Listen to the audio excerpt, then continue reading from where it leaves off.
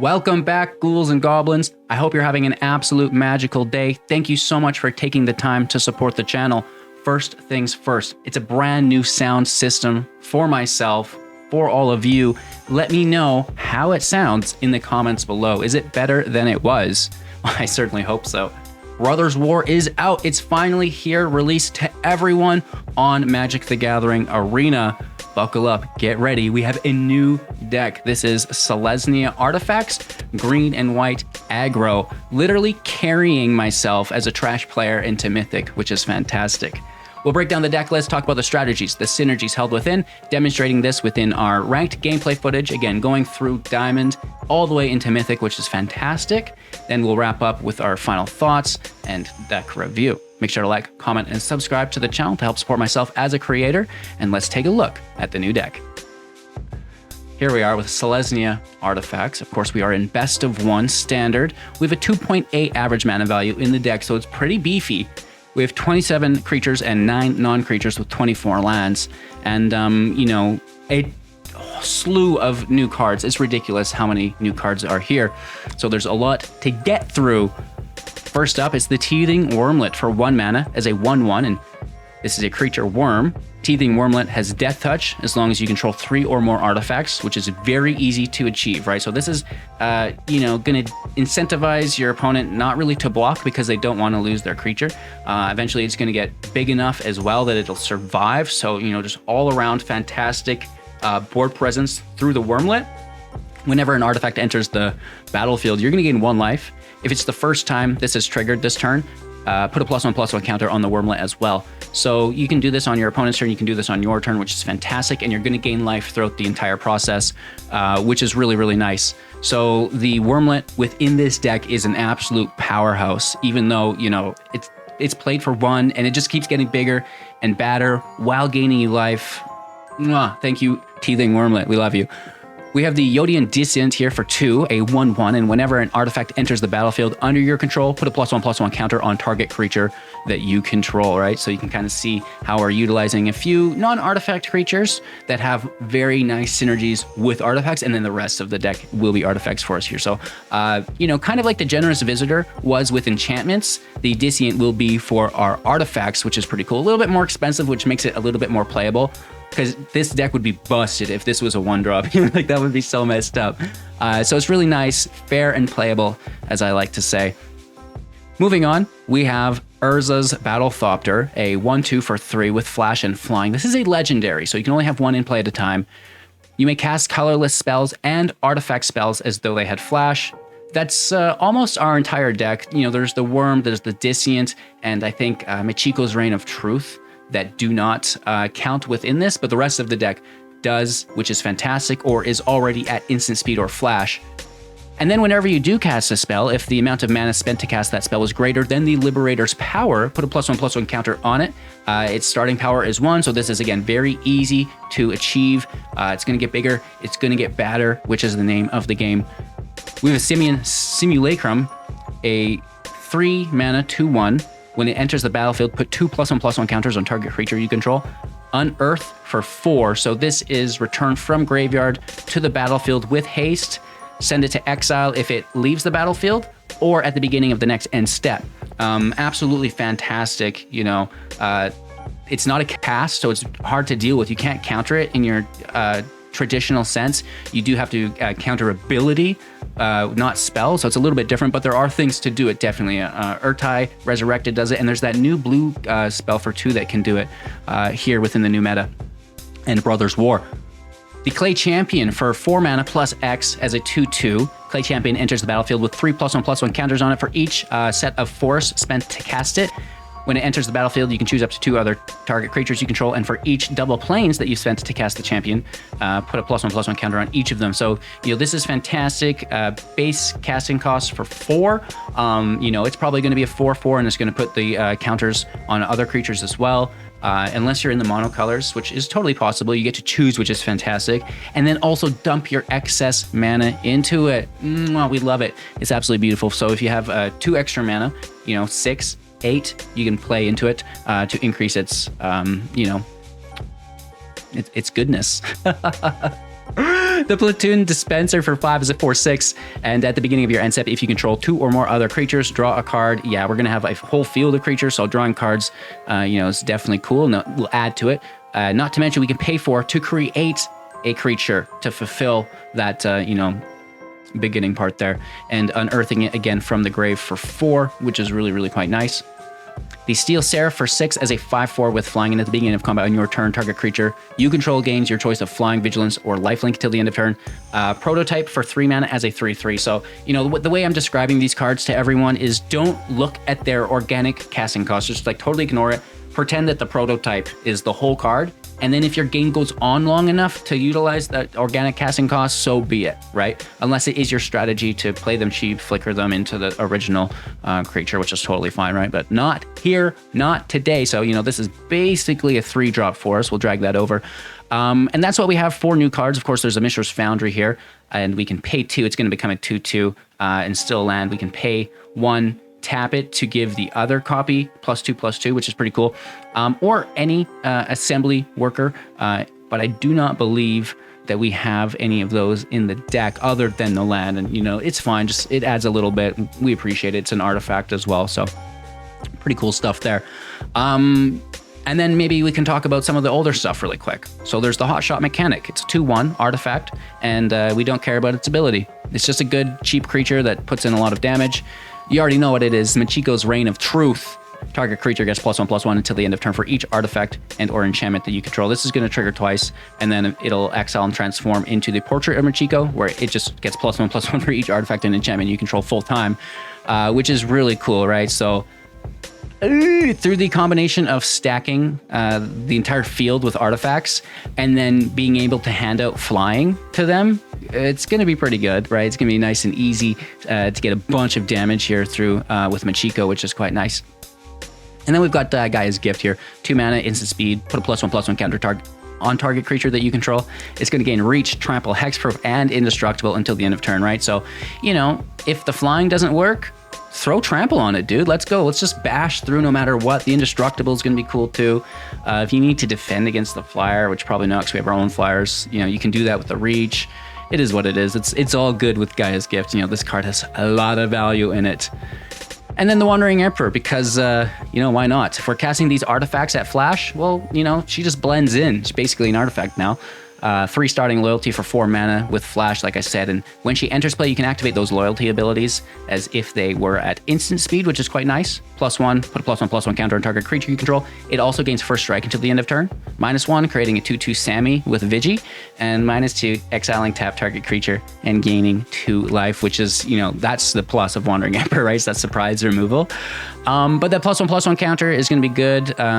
We've got the life gain if we're against an aggro deck, you know, the flying if we're looking to be the aggro deck ourselves, and, you know, vigilance doesn't necessarily hurt as well. And, you know, forgetting the patchwork automation, shoot. For 2 mana, ward 2, 1/1. Whenever you cast an artifact spell, put a +1/+1 counter on the automation, right? So the Wormlet, the automation, and the Dissient all collecting these counters, right? Really effectively. And then, like I said, it's flying, it's trample, and it's like a super buff to get you through, which is quite nice, and some good sustainability and control on the top end as well. Woof! That was the deck tech. I hope you enjoyed. Make sure to like, comment, subscribe to the channel to help support myself as a creator. We have a ton of Brothers War content for you. If you're not quite there yet, don't worry. We just upgraded the 2023 starter decks, and we'll have new free-to-play decks coming as well for the set.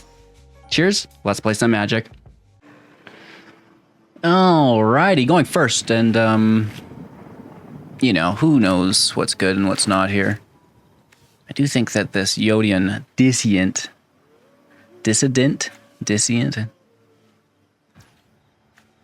Yoda for short. Let's see how good he is, you know. He looks cute, you know. Looks like we're playing against a Rafine deck right out of the gate.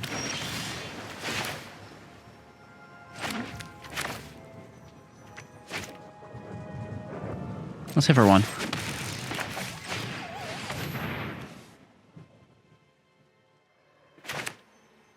Maybe countering this version with the Make Disappear. Maybe also countering the Wormlet. There it is. Okay. So whenever an artifact enters the battlefield under our control, we get to put the counter out, which is nice.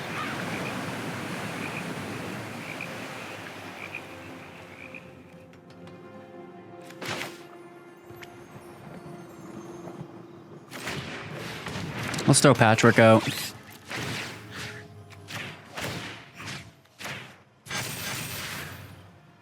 Hit for 4. Pretty good so far.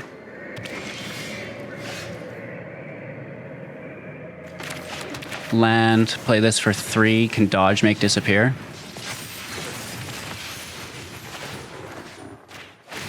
Now we're putting our counters over here on the ward creature.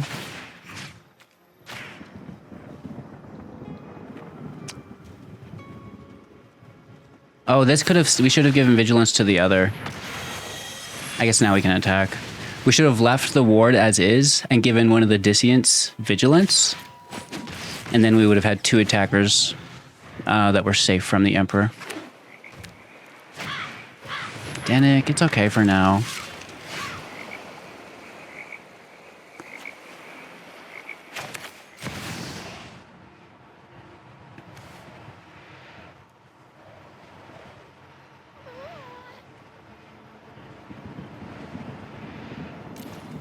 Yeah, let's try it. If they counter it, then we know that that's what's going on.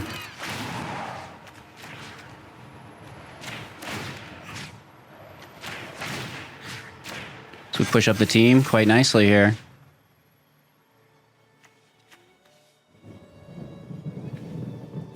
Flying.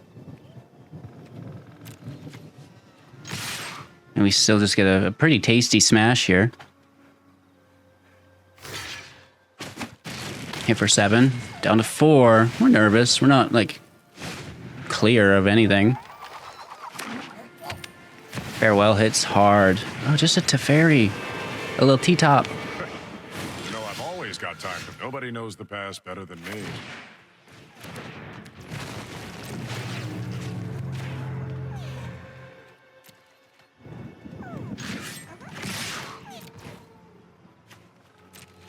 Just sitting on the Emperor.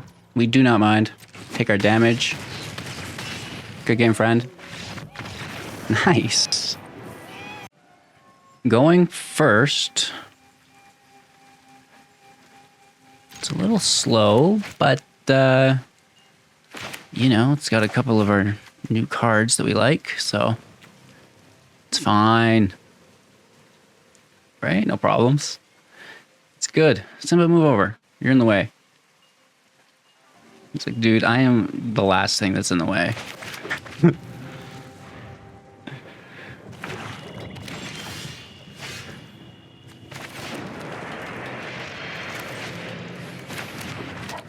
Kind of want to get out there with the Seal Seraph, but at the same time, it's like we should really play this Disscient first.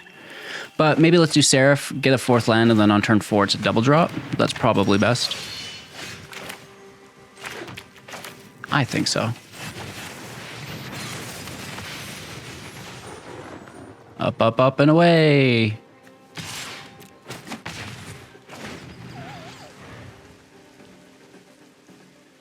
We'll probably let their hit through, and then, you know, we'll just try to utilize our life gain. Land, double drop. If not, just another Seraph.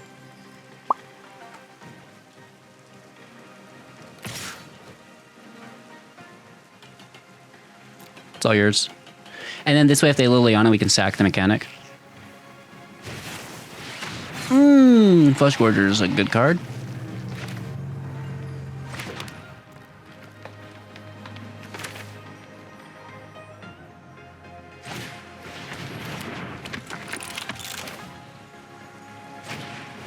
This will be a pretty healthy trigger next turn.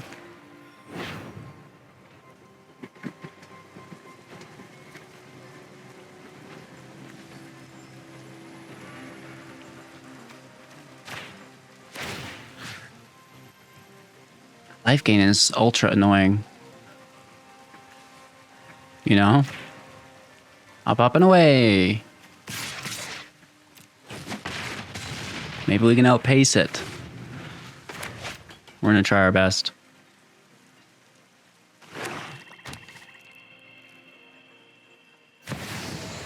Ooh. So they can actually pay 1 life to draw a card if they deal combat damage to us, which they definitely can. Thank you for the follow. I appreciate that. Yeah, okay. So no blocks. 6 damage to 11. They're up to 13. Paying 2 life if they want. There's 1. Here's a second. You don't do 1 without the other, right? Okay, let's go. Down to 11. We have ourselves a match of magic. 11 life apiece. If we can untap, that's a big bonus. A 5th land off the top is a further bonus.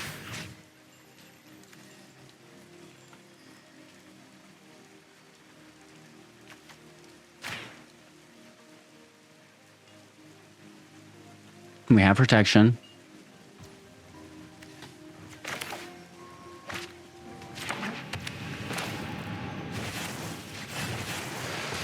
This is really good. This is going to be a big chunk of life. And we have that protection, right?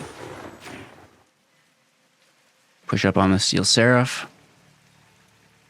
Don't you frickin' dare, Dougie.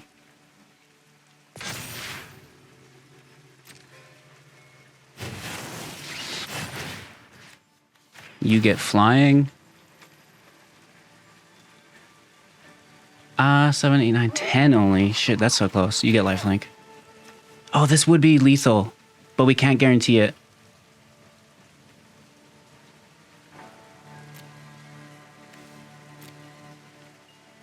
Lifelink. Flying.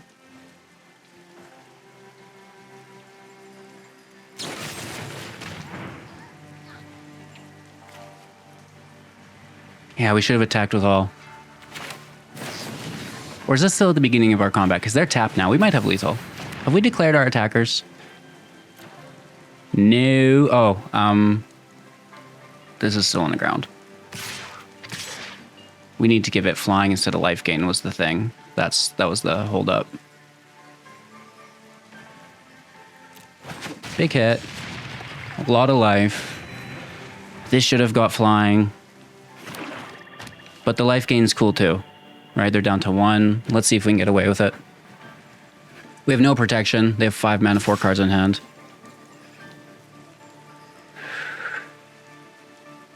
I kind of want to get beat up.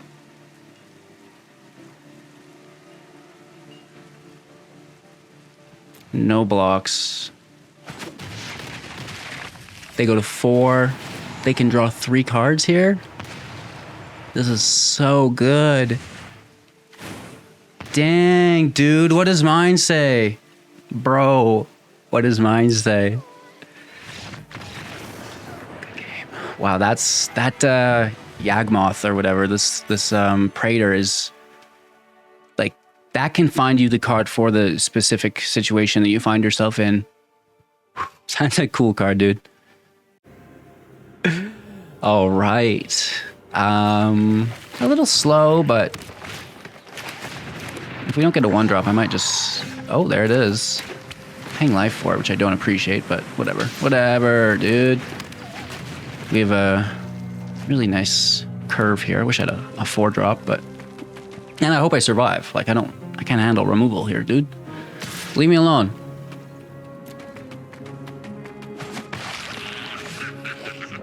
Come on, just forget about it, huh?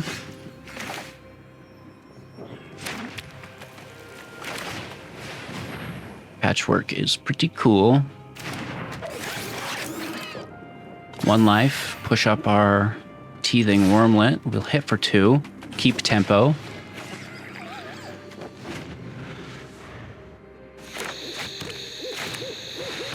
That's a good card. That's a good card.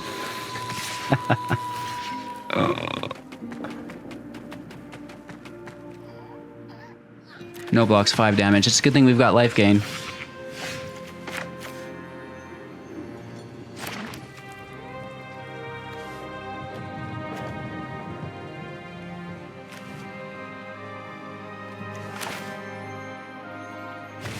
I just want the life gain right away.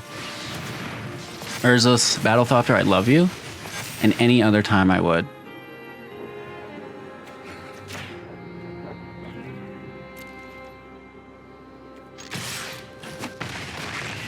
Let's still keep tempo with that life gain, right? So we're widening the gap. Is that a Thundering Raiju? Oh, wrong camera. That's gonna complicate everything drastically, like in a very bad way if I'm being unclear.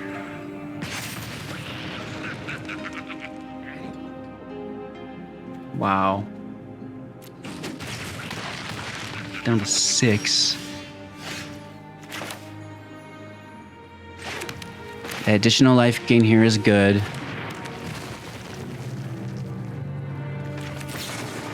Main phasing for, you know,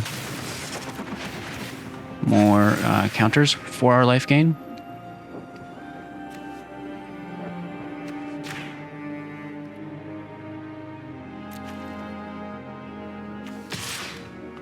Four, 7, 10.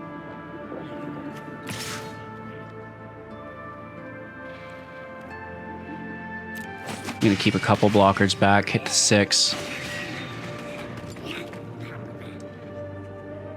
As long as it's not another Thundering Raiju to stack that ability, I think we're good. Question mark, question mark, question mark.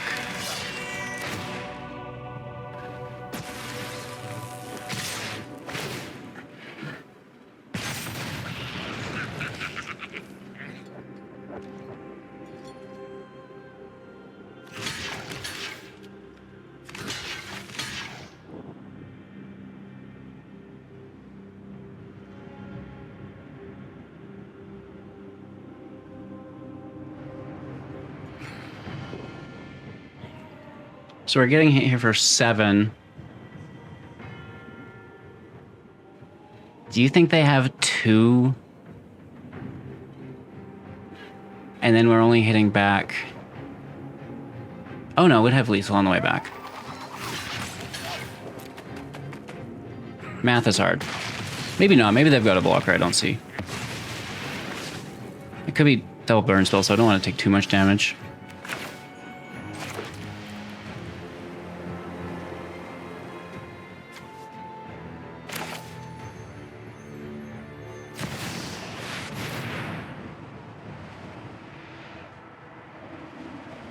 I don't think they can pay the ward and kill it. And then it would be either or. Perfect. Good game. Selesnya Artifact taking us home, Dougie. Going first, hey? Man, I just wish we had maybe some more 1-drops in the deck. It would be cool. Hello, good game. How are things?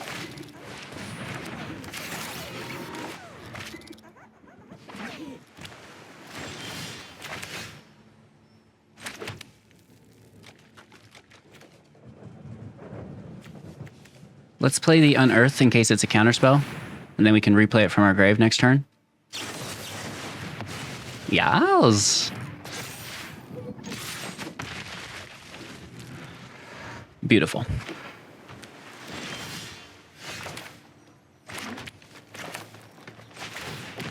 Eating up those counterspells. This isn't a cast, so it doesn't push up the patchwork. Yet. Unearth is returned to the battlefield. With haste.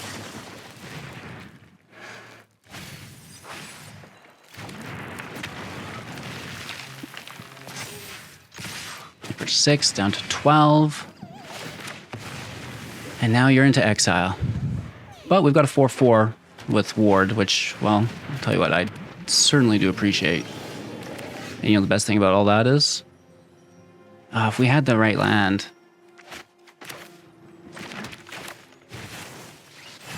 We can still protect it though, which is good.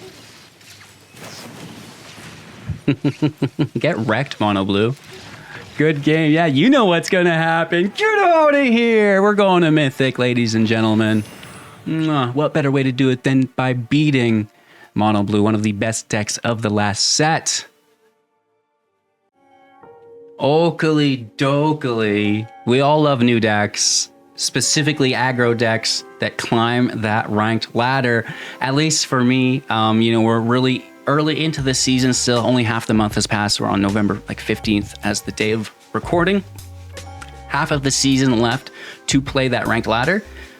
Whew. So new cards, always best to utilize because A, their power level's through the roof. B, people aren't really sure of how to interact with them effectively yet. So you get a massive advantage because those it's not being on autopilot. They're not gonna have to think about things and they're gonna misjudge, the priority of those decisions. So that's pretty cool. I like the deck. Any changes you'd like to see within it, don't hesitate, share those with the community in the comments. Did I miss anything? Any oversights? I'm loving it. I would honestly love a little bit more removal. Maybe take down the protection a little bit. But we're close. Like this is really good, and definitely something that we can build off of.